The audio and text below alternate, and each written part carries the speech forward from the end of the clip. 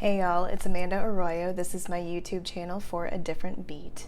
We're going to be talking about nutrition tips when we're sick, and then I'm also going to show 3 different soup recipes that I've personally made when I've been sick. So if you haven't already, click the subscribe button below and we'll get into it.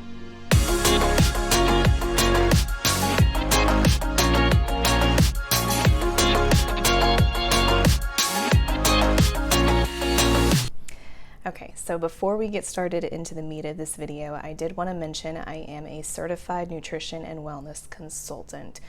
So what that means is that I can show how to incorporate healthy habits into your life, but that doesn't mean that I'm a doctor or a registered dietitian.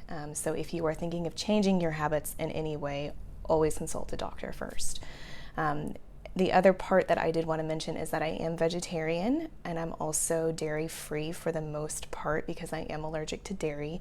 So the recipes that you're going to be seeing are the recipes that I create for myself. But that doesn't mean that I'm promoting a vegetarian lifestyle or a diet. The whole purpose of this blog is that everybody has their own specific beet. So if you have any questions about how to substitute or add meat or dairy into a recipe or what would be the best option, just let me know in the comments below and we'll see what we can find out. So let's start talking about nutrition tips when you're sick. Okay y'all, so for the sake of this video, we're going to be talking about when you're sick with the common cold or sinus infection, something like that. So the number one thing that doctors will always say after you leave their office is to drink plenty of fluids. And the reason for that is because every single process in our body uses water. So when you think about when you're sick, you're congested, you have mucus, so to be able to thin it out, your body needs water. If you're sweating more, you're losing water. To be able to eliminate toxins, your body uses water. And then to be able to break down any medication that you might be taking, it needs water to be able to process that. So what does that mean? So that means drinking plenty of water, herbal teas, and then there's things like broth and sports drinks that have electrolytes. So electrolytes are minerals that have a electrical charge and they help with fluid balance. They help to bring water into the cells and to take wastewater out of the cells. But usually with electrolytes, the main 2 are going to be sodium and potassium. So if you have heart disease or high blood pressure, you can always stay safe and just drink water and herbal teas. But if not, you can always consult your doctor about that too. But electrolytes are a very low amount usually of sodium and potassium because those are the main 2 that help you to hold on and let go of water. Okay, so for our second tip is protein. So when people usually think of protein, they think of muscle, which is true, but protein is also the building blocks of your immune system.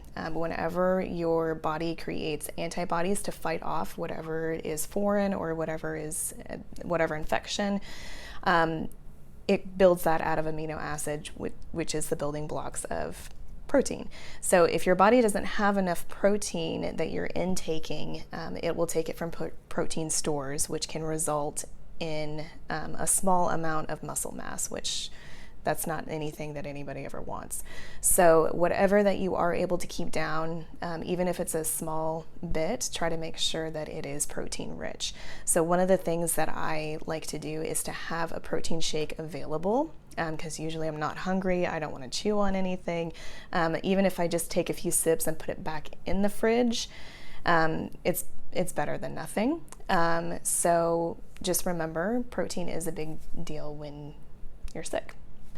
Okay, so for the last point that I did want to mention is fiber. So if you are able to keep food down and you do want to grab something to eat, having fiber is an important thing because it keeps your gut healthy during all of this. So especially if you are taking antibiotics, you want to try to be able to keep your gut as healthy as possible. So there's 2 different types of fiber. So the soluble fiber feeds the good bacteria in your gut to keep them healthy. And then the second is insoluble, which adds bulk and helps you to be able to eliminate waste, which would include toxins and things that your body's trying to get rid of when you're sick. However, fiber doesn't work very well and move things along unless there's water. So fiber, what it does is that when it's in your intestine, it actually pulls water into your intestines. So always, number one, stay hydrated. Okay, so let's recap. So number one is hydration. If there is anything that you can do for yourself when you're sick, is to stay hydrated. It is used for every process in the body. It helps to thin out mucus. It also helps to keep things moving and to eliminate toxins. Number two is protein. So if you are able to keep something down, even if it's to sip on a protein shake, it's a good idea since your immune system and the antibodies that it creates is built out of protein. And third, to keep things moving and to keep your gut healthy, to always have something with fiber if you're able to keep it down, but it's not as important as number one, and staying hydrated. So moving on to what this means and how that incorporates into food. What does that mean? So let's look at 3 soup recipes that I have made for myself when I've been sick. Now, usually when I'm sick, I don't want to be in the kitchen. I don't want to be standing. But these have been 3 soup recipes that I have successfully made when I've been sick and running a fever. So they're easy, they're simple, there's not a lot of ingredients. Let's get into them.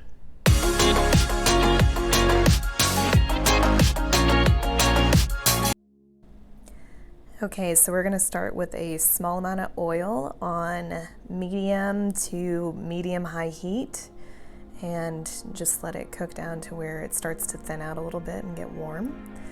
And we're going to add our veggies. So we have chopped onion, carrots, and celery.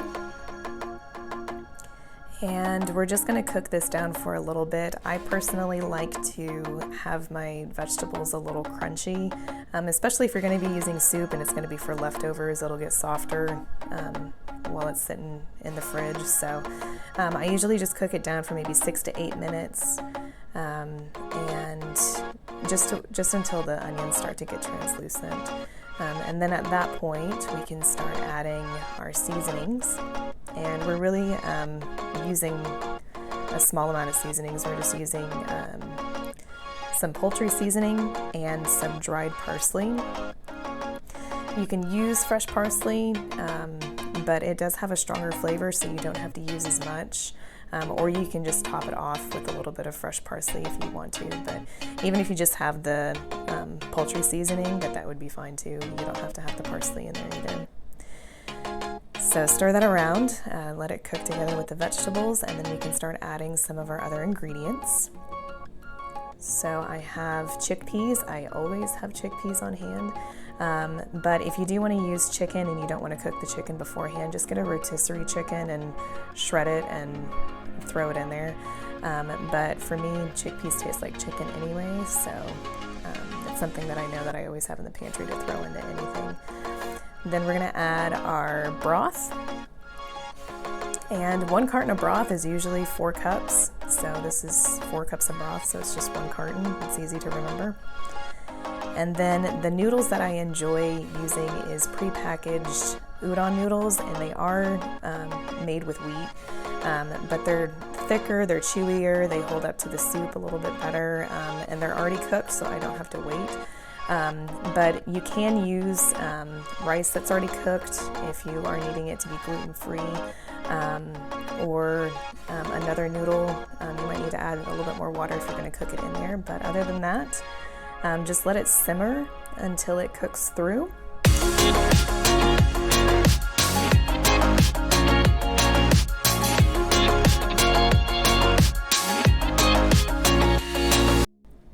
Okay, so we're going to start with some diced Italian-style tomatoes and making sure not to make a mess. And then just plain tomato sauce. A can of butter beans. Butter beans are absolutely my favorite thing to blend because they do come out creamy. That's why they're called butter beans. And then this is coconut cream. So this is coconut cream from the can, and if you don't shake the can, the top of it will be cream and the bottom of it will be the coconut water. The coconut water is what keeps the coconut taste and the sweetness, so that cream is just basically saturated fat and it's good. I also add 2 tablespoons of brown sugar just to lessen the acidity, and just blend until it's smooth. Look at that. Yum! So then at this point, all you need to do is heat it up. If you have a Vitamix and it's able to heat it up the longer that you blend it, then you can just leave it in the blender, or just let it warm up on the stove and you're ready to eat.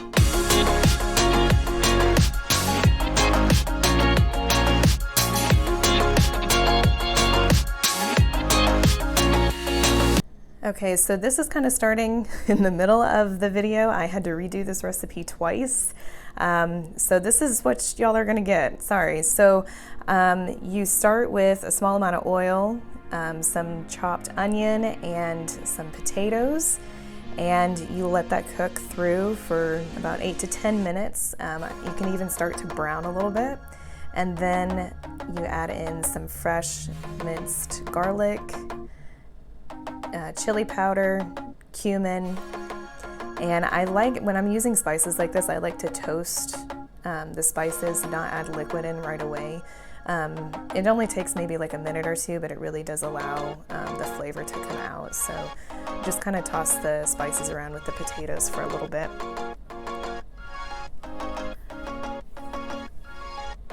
Then we're going to add our vegetable broth, just a small amount. And then a large can of crushed tomatoes.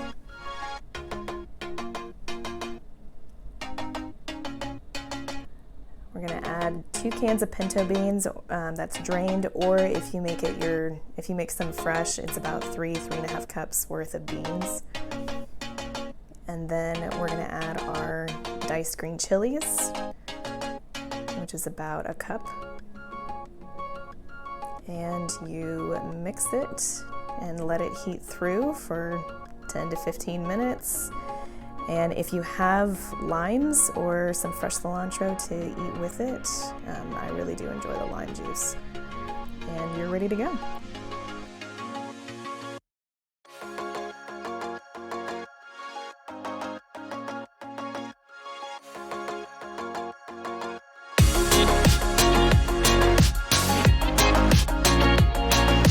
So that's it.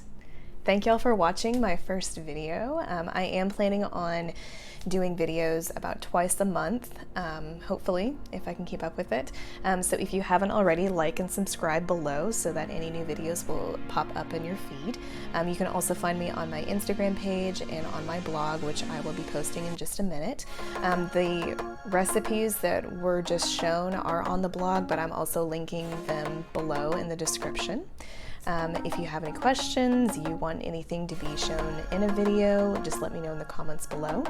Otherwise, keep finding your beet, and I will see y'all in the next video. Bye.